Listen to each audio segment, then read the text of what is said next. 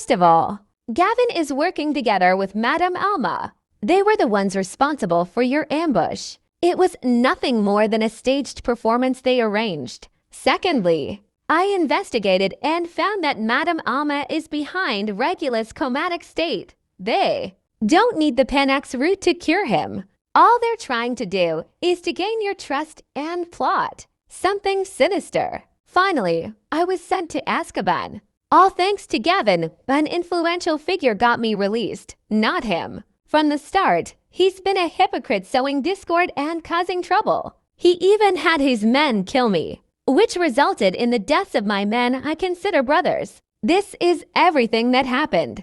Now, I've told you everything. The question is, do you believe me? Dustin poured out all their grievances and countered her with a question. If Dahlia believed him, they could continue with the conversation. He found no reason to continue wasting his breath if she didn't. Dustin, what physical proof do you have of Mr. Killian being a hypocrite? Dahlia inquired cautiously. So you still think I'm lying? Dustin scoffed. Since you don't believe me, what's the purpose of this conversation? It's not that I don't believe you. It's just that those are serious accusations. You can't just make empty claims. Dahlia started reasoning with him. Gavin was Dragonmarsh's major general. He came from an affluent family and was morally upright. It was hard for her to accept that he was a bad person. Never mind, just forget I mentioned it. Dustin shook his head in disappointment. If there's nothing else, I'm leaving. Then he stood up and left. Stop right there. Dahlia caught up to him and grabbed his arm. Do you have to be like this? Can't we have a decent talk? I don't think that's necessary. I'm wasting my breath. Not to mention, I'm busy. Let's not waste each other's time any longer, Dustin said with little interest and headed straight for the door. You're not allowed to leave. Dahlia suddenly hugged him from behind, holding him tightly. It was an extremely bold move coming from her, especially when she was usually aloof. I'm not letting you go. Still maintaining her tight grip, she rested her cheek on his back. She mumbled softly, consider me wrong this time, okay? I know I'm difficult sometimes, but I'll do my best to change. If you say Gavin is the bad guy, then he's the bad guy. I won't see him ever again, all right?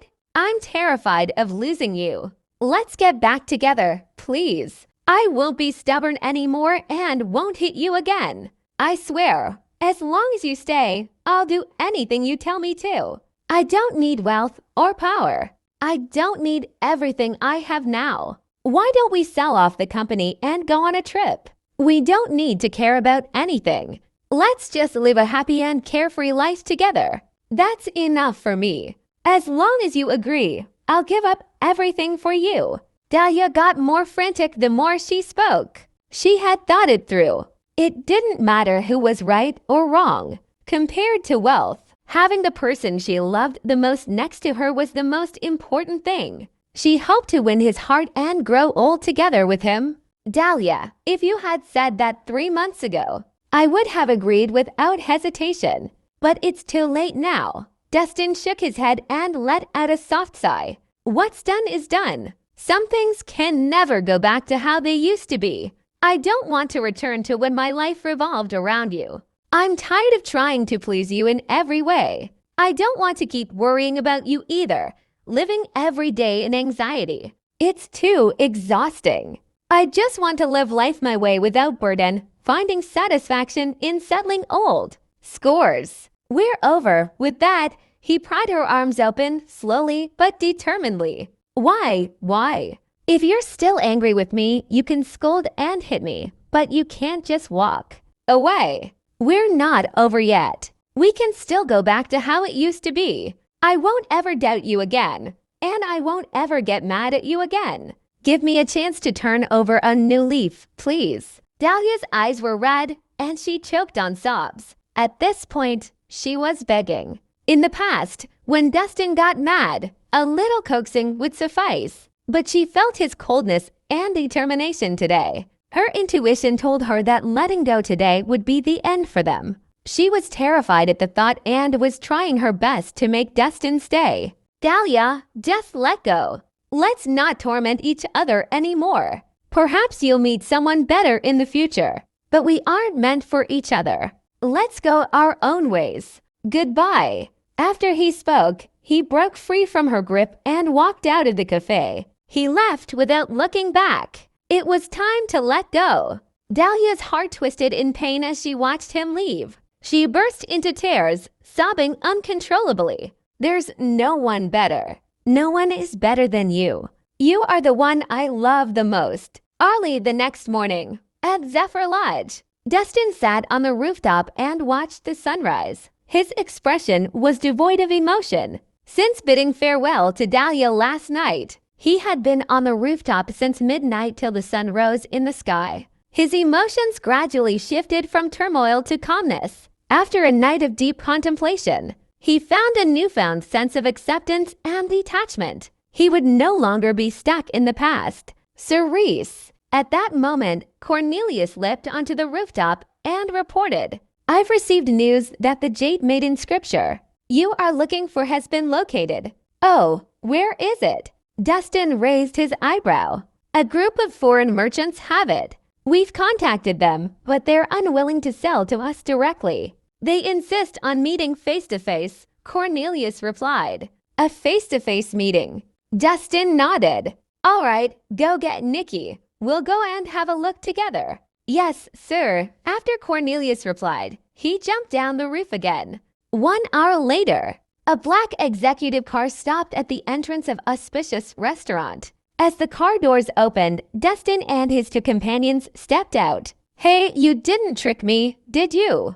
Is the Jade Maiden scripture here?" Nikki looked at the restaurant, evidently skeptical.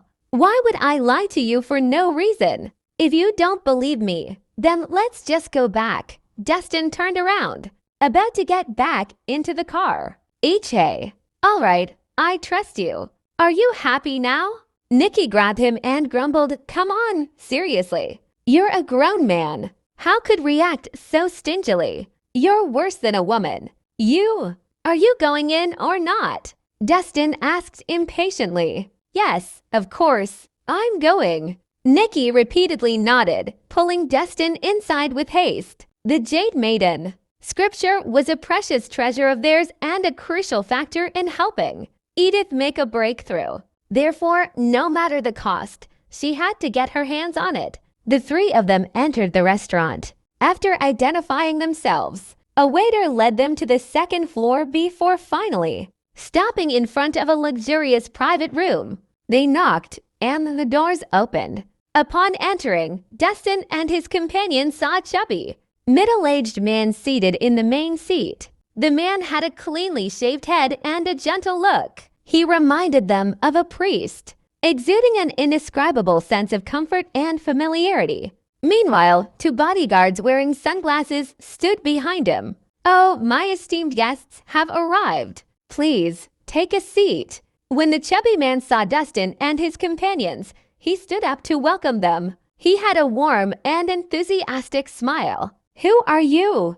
Do we know you?" Nikki narrowed her eyes, feeling cautious. "My name is Samuel Franklin. I'm new here. Our meeting today is surely fated. It would be my pleasure to befriend you all," the chubby man said with a warm smile. "No need for the pleasantries. Let's get straight to the point. We heard you have the Jade Maiden scripture. Is that true?" Nikki cut to the chase. "Of course, it's true," Samuel answered, smiling. "Oh, well then, let me first have a look." Nikki's interest was piqued. "There's no need to hurry. Please, have a seat and enjoy a cup of tea. We can take a look in a little while." Samuel poured 3 cups of tea and passed them to Dustin, Nikki, and Cornelius. "I'm not interested in your tea. Just name your price," Nikki urged. With her hot-tempered behavior, she had no patience for beating around the bush or engaging in unnecessary formalities. Even when it came to movies, she preferred the simplistic, rough-styled movies Artia produced than the drawn-out, sluggish movies Kimboku made. "Dear guests, please be patient. I can't name you a price yet as a few more buyers have yet to arrive," Samuel said with a smile.